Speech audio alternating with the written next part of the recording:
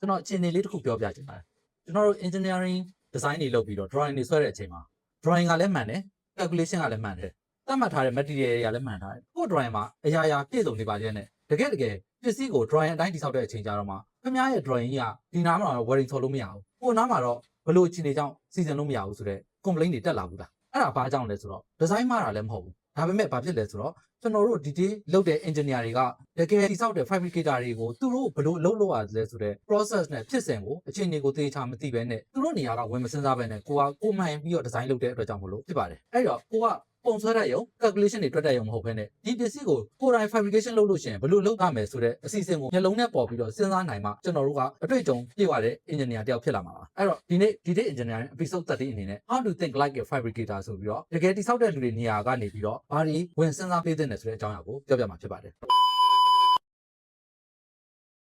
Today Engineering Fundamental Episode 13 How to think like a fabricator ပြောလို့ရှင်တကယ်အလုံးလုံးတိစောက်တဲ့လူတွေနေရာကဝင်စဉ်းစားပြီးတော့ဘယ်လိုဒီဇိုင်းလုပ်မလဲဆိုတဲ့အပိုင်းကိုပြောပြမှာဖြစ်ပါတယ် Think like a fabricator ဆိုတာဘာလဲဒီတဲ့ engineer တယောက်ကကိုယ့်ရဲ့ပုံဆွဲနေတဲ့အချိန်မှာကွန်ပျူတာပေါ်မှာ data အချက်လက်တွေမှန်ကန်နေုံနဲ့ကျေနပ်နေလို့မရပါဘူးကိုကချက်ချင်း design လုပ်နေတဲ့ကိုကစိတ်ထဲမှာဘာကိုတွေးနေရမလဲဆိုငါ့ရဲ့ drawing ကိုတော့ဒီ material တွေကိုဘယ်လိုဖြတ်မလဲနောက်ပြီးတော့ဘယ်လို rolling လုပ်မလဲနောက်ပြီးတော့ဘယ်လို fit up လုပ်မလဲ nozzle တွေကိုဘယ်လိုအပေါက်ဖောက်မလဲအဲ့ဒီဖောက်ပြီးတော့ welding ဆော်တဲ့အချိန်မှာလဲ welder တွေဝင်ဆော်လို့ရနိုင်လား welding torch နဲ့မှီရဲ့လားသို့မဟုတ်ဒါတွေကို welding ဆော်ပြီးတော့လို့ရှိရင် entity စစ်ဖို့အတွက် inspector တွေအတွက် access ရှိရလားပြီးရင်ဒါတွေကို assembly လုပ်လို့ရနိုင်သလား assembly လုပ်ရင်ဘာပြဿနာတွေတက်နိုင်မလဲနောက်ပြီးတော့ကိုက maintenance အခြေအနေကြလို့ရှိရင်ဒီကောင်တွေကိုဘယ်လိုပြန်ပြီး maintenance လုပ်ရမလဲဆိုတဲ့အကြောင်းအရာတွေကထည့်ပြီးစဉ်းစားမှာဖြစ်ပါတယ်အဲ့တော့ဒါကို design for fabricator ဆိုပြီးတော့ section တစ်ခုအနေနဲ့အခုလိုပြောပြရတာဖြစ်ပါတယ် design တစ်ခုကလှဖို့တဲ့တကယ်စောက်တဲ့အချိန်မှာပါဝင်ပတ်သက်တဲ့လူတွေအကုန်လုံးအတွက်အဆင်ပြေအောင်စီစဉ်ပေးပြီးတော့ပစ္စည်းတစ်ခုကြာနာပြီးမြောက်ပြီးတော့ဝယ်သူလိုအပ်တဲ့အတိုင်းစီမံဆောင်ရွက်ပေးတဲ့နိုင်ရာကသာပို့ပြီးအရေးကြီးတဲ့အချက်ဖြစ်ပါတယ်ပထမဦးဆုံး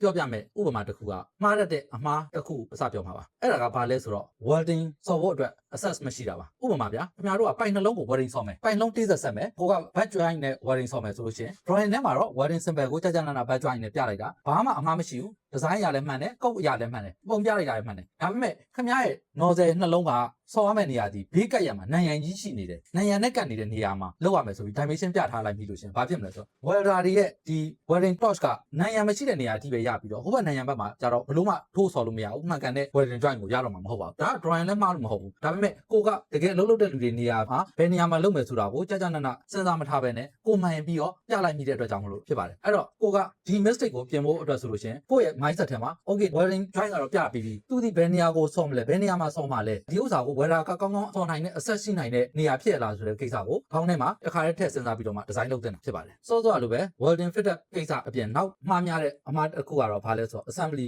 mistake ပါခင်ဗျားတို့စဉ်းစားကြည့်လိုက်ဗျာ flan နှလုံး main ပိုက်ကြီးနှလုံးရှိမယ်အဲ့ပိုက်ကြီးနှလုံးကိုရှေ့မှာ flan နှစ်ခုရှိမယ်အဲ့ဒီကောင်ကို flan နှစ်ခုတက်တယ်အဲ့ဒီ flan ကိုဘိုးနဲ့နက်တိုက်တယ်အေးဒါပေမဲ့ဖြစ်နေတာကဒီ flan နှစ်ခုနဲ့နောက်ကတ်ရမှာ nozzle တစ်လုံးစီရှိနေတယ်ထားပါတော့အဲ့ဒီလို nozzle တစ်လုံးစီရှိတယ် flying thickness ကြီးကတအားထူတယ်ဆိုတဲ့အချိန်မှာအဲ့ဒီမှာဘို့ကိုဖြတ်ပြီးတော့ assembly လုပ်မယ်ပုံဆွဲလိုက်တယ်ပုံဆွဲတယ်ဆိုတဲ့အချိန်မှာပုံ assembly မှာတော့ဘာလဲဆိုတော့အပေါက်ရှိတယ်ဘို့ဒီအပေါက်ကိုဖြတ်ပြီးတော့ဟိုဘက်ဒီဘက်ကြာနာလုံနိုင်တယ်ဒါကပုံထဲမှာတော့ဆွဲလို့ရတယ်ဒါပေမဲ့ကိုကတကယ်အပြင်မှာပစ္စည်းကိုတိဆောက်ပြီး assembly လုပ်တဲ့အချိန်မှာအဲ့ဒီဘို့အရှိကြီးရဲ့နောက်မှာ nozzle တစ်လုံးကခံနေတယ်ဟိုဘက်မှာလည်း nozzle တစ်လုံးကခံနေတယ်ဆိုဒီဘို့ကိုဟိုဘက်ကလည်းဖြတ်ထိုးလို့မရဘူးဒီဘက်ကလည်းဖြတ်ထိုးလို့မရဘူးအဲ့ဒါဆိုလို့ရှိရင်ဘာဖြစ်လဲဆိုတော့ပုံထဲမှာတော့အဆင်ပြေတယ်တကယ်တက်လို့မရတော့ဘူးအဲ့တော့အစောကြီးတဲ့ကွာကဲဒီလိုအခြေအနေမျိုးကြုံလာလို့ရှိရင် nozzle position ရွှေ့တင်သလားရွှေ့လို့မရဘူးဆိုဘလို့ assembly လုပ်မလဲဆိုတာကိုသက်ဆိုင်ရာ project engineer တွေသက်ဆိုင်ရာ other party တွေနဲ့ညှိနှိုင်းဆွေးနွေးပြီးတော့မှဒါဒီဘလို့ fit up လုပ်တင်တယ်ဆိုတဲ့အကြောင်းအရာကိုတိုင်ပင်ပြီးတော့မှနောက်ဆုံးမှာဒီကိုယ့်ရဲ့ drawing ကိုအတည်ပြုပြီးတော့ design လုပ်တင်တာဖြစ်ပါတယ်အဲ့တော့ကိုကပုံထဲမှာတော့ဆွဲတယ် finish condition အရဆွဲလို့ရတယ်ဂျားထဲမှာ process အရဘို့ထိုးလို့မရဘူးဆိုတဲ့အခြေအနေမျိုးတွေကြုံရနိုင်တယ်ဒါကြောင့်ကိုကပုံဆွဲတဲ့အချိန်မှာကိုကွန်ပျူတာနဲ့အလုပ်လုပ်တဲ့အချိန်မှာနောက်ဆုံးအချိန်ကတက်ပြီးတဲ့အချိန်တွေကိုမလုပ်ဖ ೇನೆ အေးအလုပ်လုပ်လို့ရှင်တော့ဘလို့လုပ်ကြတယ်ဆိုတာတစ်စင်ချင်းမျက်လုံးထဲမှာမြင်အောင်ပြီးလုံးမှသာကိုကမှန်ကန်တဲ့အလုပ်လုပ်လို့ရတဲ့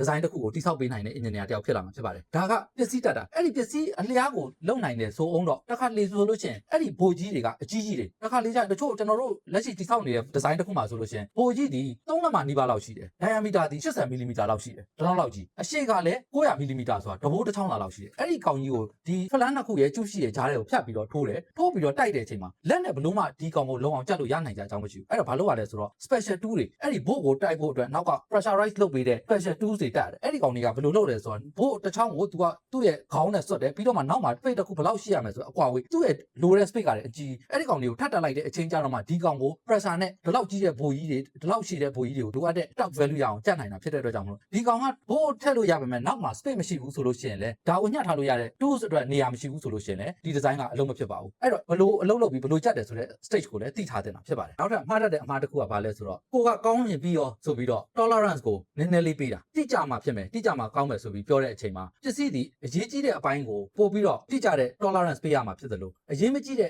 နေရာမျိုးတွေ attachment ပဲလုံးတင်တယ်ဆိုတဲ့ရည်ရွယ်ချက်ကတိတ်ပြီးတော့ precision လုံးစရာမလိုတဲ့အခြေအနေတွေကိုကိုက tolerance တွေနည်းနည်းလေးပဲဓာတ်တဲ့ပို့ပြီးတော့အတင်းဆောင်အလွဲမခံဘူးဆိုပြီးတော့ကိုကတတ်မှတ်ပေးလိုက်တယ်ဆိုလို့ရှိရင်အရေးမကြီးတဲ့နေရာမှာလူတွေကကိုရေးထားတဲ့ tolerance value ကြောင့်ဓာတ်တဲ့ပို့ပြီးဥမာထားပါတော့2 mm တဲ့ပို့ပြီးတော့အမှားမခံဘူးဒါပေမဲ့ပစ္စည်းအဝေးအဲ့တော့မှားမှာဆိုလို့ဘာလို့ရလဲဆိုတော့လူတွေအများကြီးကဒီကောင်တိကျအောင်တိုင်းရတယ်နှစ်ခေါက်ပြန်ဆက်ရတယ်ဒါပေမဲ့ဒီကောင်ဒီအရေးကြီးတဲ့နေရာလားဆိုတော့အရေးကြီးတဲ့နေရာလည်းမဟုတ်ဘူးအဲ့ဒီလိုအခြေအနေမျိုးတွေကိုလုပ်လဲလို့ကိုဘာဖြစ်လဲဆိုတော့ကိုပစ္စည်း wedding ဆော်ဖို့ fabrication လုပ်ဖို့အချိန်ဒီပုံမှန်အရာ1ရက်ကြာရမယ့်ဟာဒီ9ရက်ကြာသွားတယ်ဆိုလို့ရှိရင်9ရက်ကြောင့်ဖြစ်တဲ့အလုပ်သမားကားတွေအချိန်တွေဝယ်သူကိုပြောထားတဲ့ဂတိကဝတ်တွေအားလုံးမလိုက်နာနိုင်မဲနဲ့လိုတဲ့ design ကိုကောင်းကောင်းမွန်မွန်မရနိုင်တာဖြစ်ပါတယ်ဒါက precision ကောင်းတာမကောင်းလားဆိုတော့ကောင်းတယ်ဒါပေမဲ့မလိုအပ်ဖက်နဲ့မလိုအပ်တဲ့ဥပဒေကိုပြထမ်းနိုင်တဲ့အချိန်မှာလူတွေကမလိုက်နာနိုင်တဲ့အခြေအနေကိုကြုံတဲ့အချိန်မှာမလိုလားတဲ့ပြဿနာတွေဖြစ်လာနိုင်တဲ့အတွက်ကြောင့်မလို့ဒါကလည်းတိကျတိုင်းကောင်းတာမဟုတ်ဘူးလူအားလုံးလိုက်နာနိုင်တဲ့ဥပဒေသားဖြစ်မှာကောင်းတယ်ဆိုတဲ့အချက်ကိုလည်းသတိထားသင့်ပါတယ်နောက်မှားရတဲ့အမှားတစ်ခုအဲ့ဒီတစ်ခုကဘာလဲဆိုတော့ပစ္စည်းတွေဒီ welding ဆော်လို့ရှိရင် welding ဒီများဆော်လို့ရှိရင်တောင့်တင်းခိုင်ပါတယ်လို့တွေးရှိအဲ့ကြတော့လိုအပ်တဲ့လောက်အထူကိုပဲ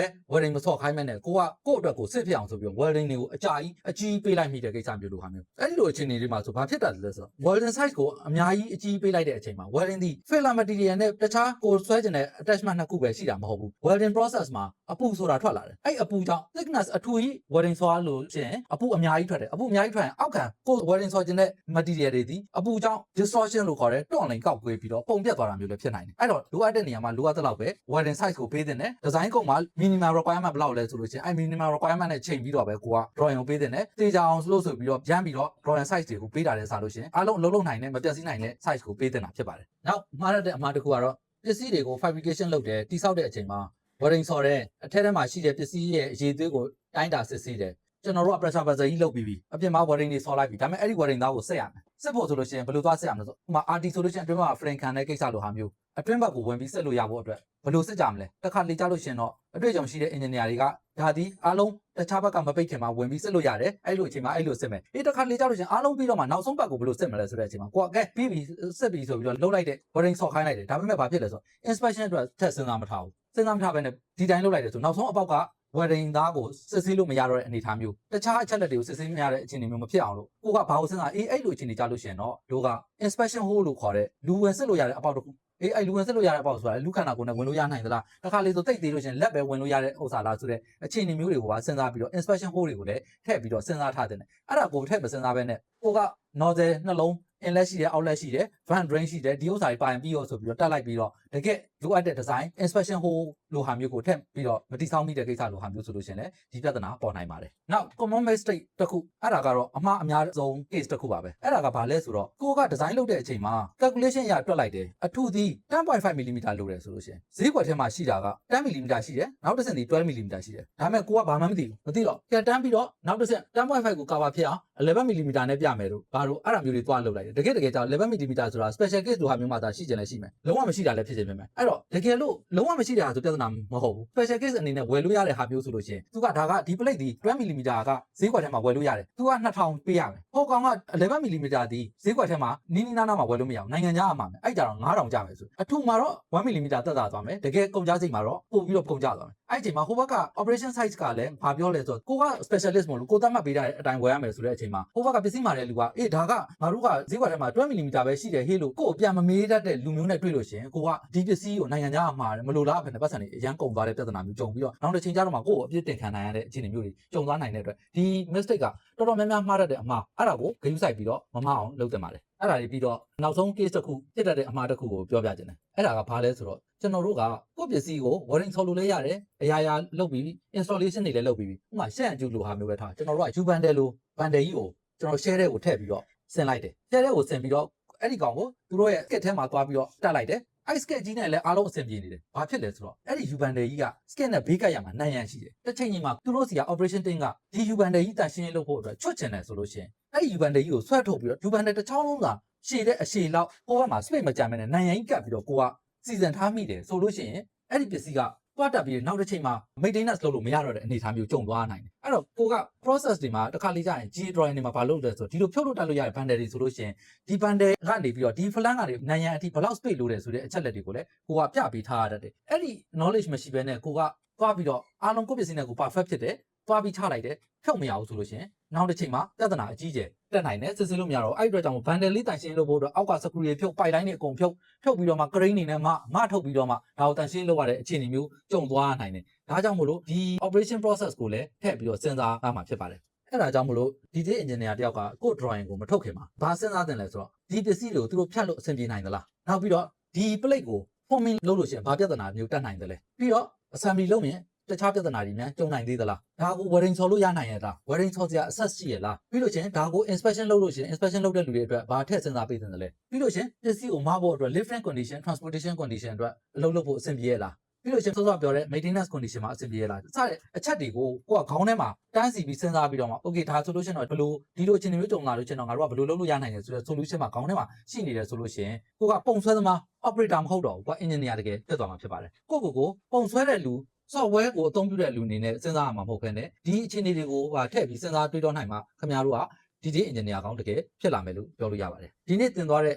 အချက်လက်တွေမှာအားလုံးပြန်စုပြီးတော့ကျွန်တော်တို့က detail engineering တယောက်ကထားတဲ့ mindset တွေကိုပြောပြမှာဖြစ်ပါတယ်အဲ့တော့ကိုကပုံဆွဲလို့ရှင်ကိုပုံကိုကြီးပဲဆွဲလို့ရမယ်tools တွေဘယ်လိုသုံးမလဲဆိုတာအပြင်မျက်လုံးထဲမှာ welder တွေလုပ်နိုင်ရဲ့လား fabricator တွေ fabrication လုပ်လို့ရရဲ့လားပစ္စည်းမှာတဲ့လူတွေမှာလို့ရှင်အဆင်ပြေချောမွေ့နိုင်ရဲ့လားနောက်ပြီးတော့ site installation အတွက်ပြဿနာတက်နိုင်လား transportation အတွက်အဆင်ပြေနိုင်လားစတဲ့ဥစ္စာတွေကိုမျက်လုံးထဲမှာမြင်ပြီးတော့တခါတည်းစီစဉ်ဆောင်ရွက်ပြီးတော့စဉ်းစားထားတဲ့နေဖြစ်ပါတယ်အဲ့တော့အဲ့ဒီလို mindset ကိုကထားရှိရမှာဖြစ်ပါတယ်ဒါမှသာ drawing ဆွဲတဲ့ engineer တယောက်က practical ကိုပါကျွမ်းကျင်ပိုင်နိုင်ပြီးအများလေးစားတဲ့ engineer တယောက်ဖြစ်လာနိုင်မှာဖြစ်ပါတယ်အဲ့တော့ဒီနေ့ episode 30အနေနဲ့ how to think like a fabricator ဆိုတဲ့ခေါင်းစဉ်နဲ့ကျွန်တော်ပြောခဲ့တဲ့ကိစ္စမှာ drawing မှန်ရုံနဲ့မလုံလောက်ဘူး fabrication လုပ်လို့ရမလား assembly လုပ်လို့ရမလား inspection လုပ်လို့ရမလား installation နဲ့ maintain လုပ်လို့ရမလားဆိုတဲ့အချက်တွေကိုစဉ်းစားပြီးတော့စာရွက်ပေါ်ကဒီဇိုင်းကနေတကယ်ပစ္စည်း product ဖြစ်လာတဲ့အထိအချိတ်ဆက်ပေးတာဖြစ်ပါတယ်ဒါကအရေးကြီးတဲ့အပိုင်းတစ်ခုဖြစ်ပါတယ်အဲ့တော့နောက် episode 14မှာတော့ကျွန်တော်တို့ documentation တွေမှာအရင်အရေးကြီးတဲ့ point တစ်ခုဖြစ်တဲ့ revision